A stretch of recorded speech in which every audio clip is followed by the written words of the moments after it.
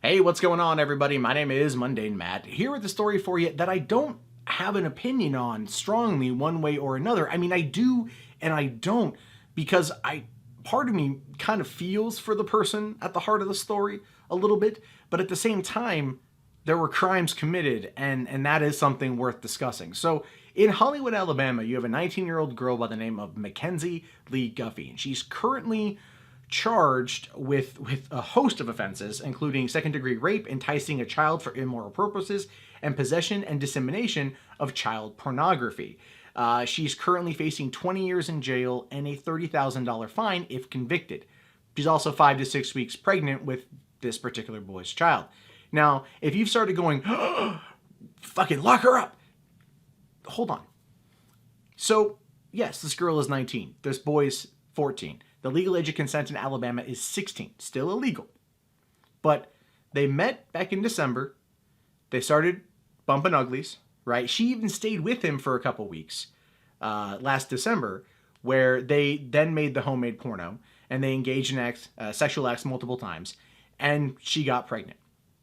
Now, the parents of the 14-year-old let her stay there. So one could assume that the parents involved or were involved to the point of knowing that like she was probably his girlfriend, that she was probably someone of whom there was a relationship. But according to her grandmother, she saw them together recently, and they weren't touchy-feely. She didn't know what their relationship was. So again, it's one of those situations of maybe they were just friends with benefits, at least according to him, but she wanted more.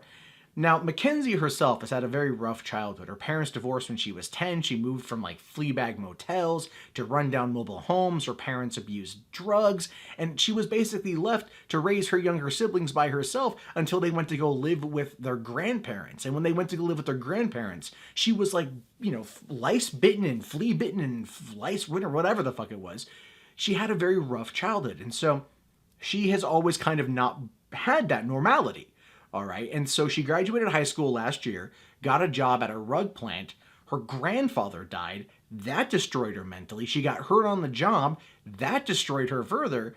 And according to her grandmother, she was just looking for someone to hold on to. She happened to meet this 14-year-old boy through a mutual friend, and it progressed. Now, I'm not excusing what she did. I'm not excusing anything. But part of me, again, feels extreme sympathy because of the horrible upbringing that she had. And that's kind of where I'm torn on this, because these are serious charges. As I said, she faces 20 years in jail if convicted. And I think probably the most of it has to do with the homemade porno. Because not only did she record it on her phone, she sent it to the kid. She sent it to the 14-year-old.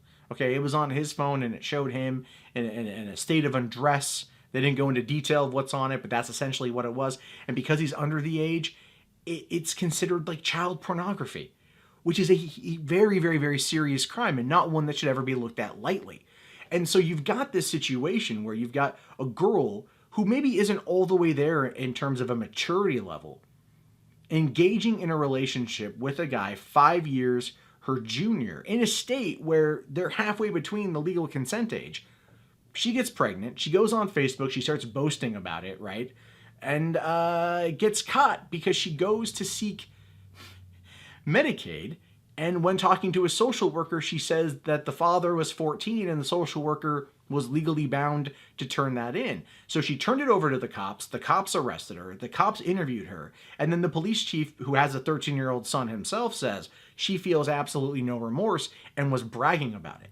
But again, that ties into her emotional and mental mindset. Like, do we know everything about her right now? Because I don't look at this from her perspective as being a malicious act. I don't look at this from her perspective as a predatory act.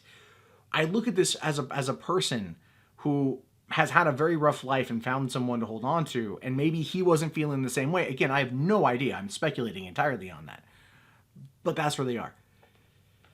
It's a tough one. It's one of the reasons why I cannot formulate a hard stance on this. I'm not of the lock her up, but I'm also of the make her pay, because she did break the law. You can't excuse the homemade porno. But the question is, where do you guys stand on this? Do you think this person deserves leniency at all because of her upbringing? Do you think she had the full mental capacity to know what she was doing or to know that it was illegal? Do you think that she should be held to the highest, the fullest extent of the law and spend the 20 years in prison?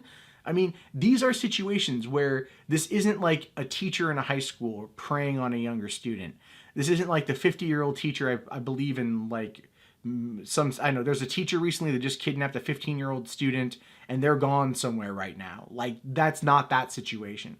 This to me feels like a young girl fell in love. Maybe she's not 19 in age mentally, I don't think, because of her upbringing. And she's fell in love with a 14-year-old. She got pregnant. It's what she wanted. She wanted a family of her own. And I don't view it as being this utterly horrible, malicious act, but it is an illegal one. And I'm just confused because I don't know what to think on this. When I read this story last night, I'm like, I'll sit on it for a day and I'll formulate my thoughts. And I read other stories about it, and I feel like the police are trying to, like, go, oh, she's just a rapist. She's just a rapist. She shows no remorse.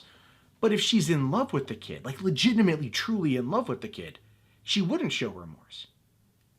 I don't know. That's what I would love your guys' feedback on this one. Like, these are the tough stories that we come across doing this sort of thing that it's hard to have a streamlined approach to, or at least a solid thought. I don't know. What do you guys think? Let me know in the comments below. I'm sure they're going to be interesting to read nonetheless, but I do definitely want to hear your guys' thoughts on this one.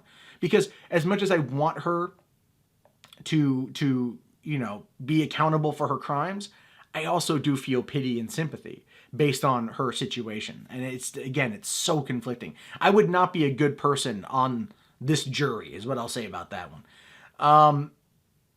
Because I'd have questions I'd want to know the answer to. But that's also just where I stand from a compassion level. But what do you guys think? Let me know in the comments below. If you haven't already, thumbs up the video. Subscribe if you're new. You want to hear more stories like this where moral ambiguity does come into play, but it does also be based around circumstantial and situational events. Also, my vlog channel and my movie news channel if you guys want to take a look at more lighthearted stuff. Anyway, my name is Mundane Matt. I'll talk to you guys later. Have yourself a great day, and peace out.